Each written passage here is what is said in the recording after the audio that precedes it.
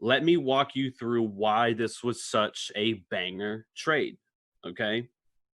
So, first and foremost, before we get into this, obviously you've already seen the markup, but I want to walk you through a little bit kind of, I like to call this intermarket analysis, which many of you have come to learn and love, right? It's almost like a drug, if you will, because it's just very powerful, right? Just like everything we do here in the trade house with smart money concepts. Let's go back to the very basics for just a second, okay? So, what you have is GBP against the Australian dollar, right? So, in order for GBP AUD to go higher, we need a strong British pound paired with Australian dollar. Okay. So, what we need to do is obviously look at price action for this pair, but we also need to look at two other pairs. Okay. So, we need to look at three altogether: GBP AUD, and then also cable and Aussie, meaning GBP USD and then AUD USD. So I'm going to walk you through three pairs for this trade. Okay. And I know it may sound like a lot. It is to some people, but that's why we're here. Okay. So, what I want you to understand um, about GBP AUD, the very first thing I noticed was back in early January, we had equal highs liquidity on the 1 hour, 4 hour chart.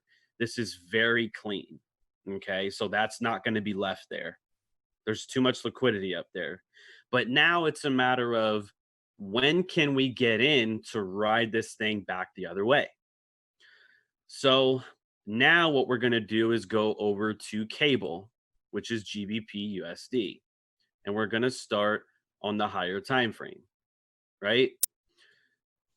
So if you notice, back in December, right before Christmas, right, we had this down candle prior to a strong move higher. So this is considered, you guys already know, right, an institutional candle. So now that we're trading back into that, even though we came back a second time, I don't really like that, but we're still here. Okay. We are trading off of that in a bullish environment. Now, if you go down to the smaller time frames, because this is what's also important as well. Okay. So Monday's price action created equal lows. You guys know exactly what's under there. We don't have to sit there and explain it to you, right? You guys know what's there. So Tuesday's London, that's also important. Tuesday's London grabbed that liquidity, right? So GBP also, right? Cable also on Sunday left a gap, which means we need to fill that or gap, imbalance, whatever you want to call it. It doesn't matter. As long as you know price should come back to this area or higher. But most immediate, I would say, was back here. So once you have established a bullish GBP, you're done.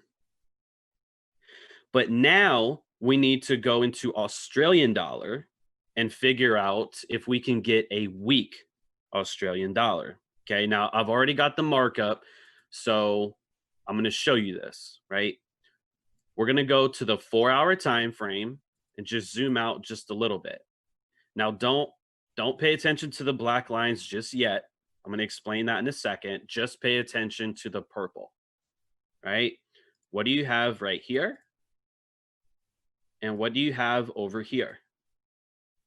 You have two different sets of equal lows. Do we not? So Aussie has been heading lower, which means Australian dollar is weak. Where can we target equal lows and equal lows over here? So now we've established a weak Australian dollar paired against a bullish GBP. So GBP Australian dollar also lines up in accordance with the other two. So yes, it took three charts to give you this one trade. Sounds like a lot of work, but I promise it's not. All right. As long as you have the context behind what it is that you're doing. Okay. So now let's go into GBP Aussie, and let's go look at Mondays and Tuesdays price action. We're going to throw on some session breaks because we want to delineate, what exactly was going on. So this first line is the 1.88 level, right? For those of you who have experience with Mike Miles, right? It's really big on quarters theory. And I'm probably not as big on it as he is, but I still look at the quarters theory, if you will. Whole numbers is what I call them. So that hits here, right, on Monday. Now, just like with cable, we did also leave equal lows, which on Tuesday, again, London session did take the liquidity. Now, it didn't take it by much. Okay. It didn't. It barely. I mean, that's like 5 pips. Okay. But that's still a run on liquidity. Okay. It still counts. So after that liquidity gets taken, it runs higher. It makes, a shorter term high. So what does price do? It retraces lower. What does it retrace into?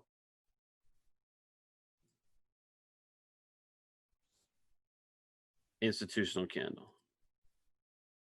Now, if you have the same target in mind, that was still way up here. That is still intact. So what do you get? I mean, I have to go to another time frame just to put this big movement on the chart. Now, I don't want to be one to say, oh, this is what could have happened, but I'm just going to show you the risk to reward on this. So, with a stop at the bottom of the institutional candle, which is a 25 pip stop, just targeting the equal highs, not even going higher, which means not even like a little bit above it, just at the equal highs was a 1 to 15. 1 to 15. I don't know what else you want me to say after that, but that is phenomenal. Okay. So let's walk you through a couple more things that happened because it did trade sideways for a little bit. And I have this institutional candle here because I want you to understand that just because you have a down move in the market and you have some up candles, not every single up candle is going to be considered institutional. All right. Number one, this was kind of in the middle of the overall range, if you will. And I like to trade when prices are at extremes, like this, for example. So if you had traded this and at the 1.9 level, the Mike Miles 1.9 level, right, it probably would have been profitable for you. However, it eventually traded through. And so this is why sometimes people get it wrong with institutional candles, because liquidity will override the institutional candle. So technically, this might not even be an institutionally sponsored move, because do you think institutions would do this? Do you think they want that move? Or do you think they want this move? So which one do you think was sponsored by the banks, the hedge funds, the institutions? Okay, it doesn't take very many brain cells to figure out which one they were behind. Okay. So that's why this essentially traded through. And notice also, this is a really powerful trade, because I want you to realize after this one pullback, there was no other pullback. What did they go for? They went straight for the liquidity, right? This one pullback.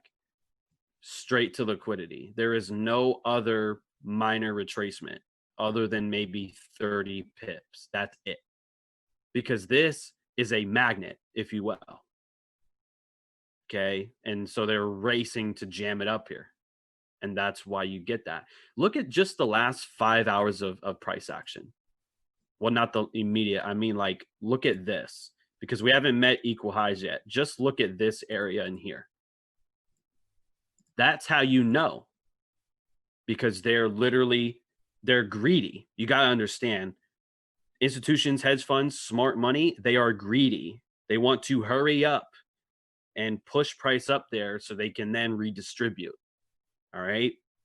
It's kind of like all of us sometimes, right? When we're in a trade and it's 20 pips from take profit. Now I've seen you guys in the chat. I've seen you guys in person, right? Hurry up, get to my TP, hurry up and get there, right? I know. And smart money is the same way, except it just takes them a little while because they're moving, billions, if not trillions of dollars of market. So you can especially see that on the daily time frame. You'll notice how back in here, what I want you to pay attention to is the range of the candles for a second. Okay. If I can never get this to cooperate. Notice how these candle bodies are small, right? The bodies are small. There's some wickage. But now look at the last 2 days. Look at the last 2 days compared to the other 5. That's how you know smart money is behind the move. Okay. I'll quickly recap what exactly we just did. So we went to GBP USD. Then we went to AUD USD. Okay. Trading view is tripping.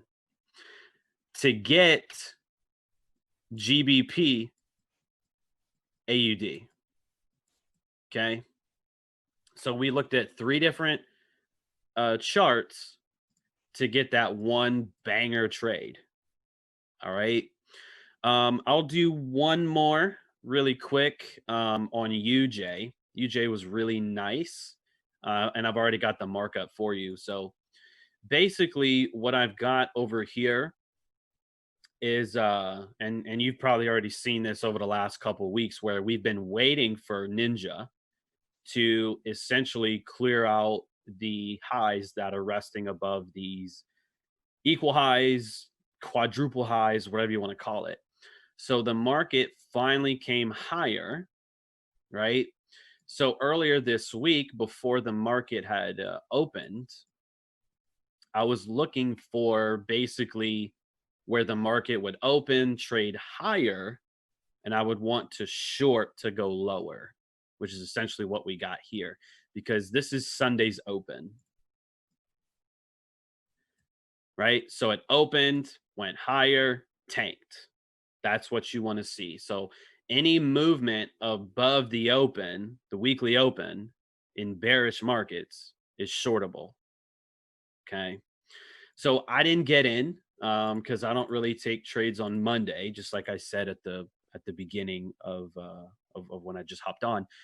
But I do have a pretty decent opportunity to trade this during the London and US overlap. So, what I've actually got right here is a few different things to mention. So, number one is this blue box over here. I don't know why I switched it over to blue, but either way, okay, this right here is an imbalance, right? It's one candle.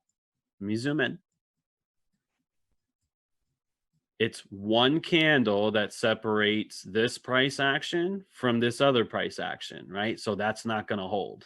We should know that. Okay. So that's my immediate target is this blue box. Okay. Now, if I'm bearish, then I want to short as price is rallying higher. So where does it rally to? Imbalance, 1 hour imbalance. So the smaller box is actually going down to the 15-minute imbalance. Okay. That's why I've got that overlap. So essentially, price came right into both More importantly, the 15-minute, okay? I didn't go down to a 5-minute, and if I did, I didn't see anything because I don't have it marked up. But this was a beautiful trade because essentially almost no drawdown, and it went right to the imbalance that we pointed out before the market even opened for the week. So that was essentially the trade um, for Ninja was your entry up here and then your exit right in there. And I didn't trade it. I missed it. But I just want to give you guys kind of a little bit of study material